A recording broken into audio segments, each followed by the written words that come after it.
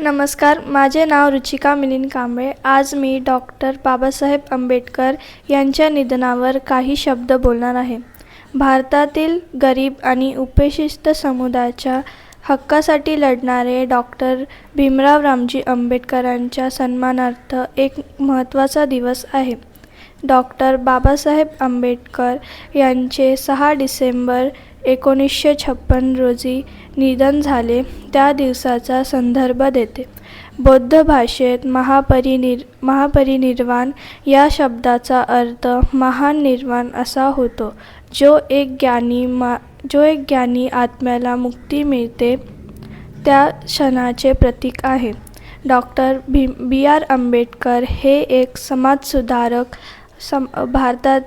भारतीय संविधानाचे प्रमुख शिल्पकार आणि समता आणि न्यायाचे समर्थक होते.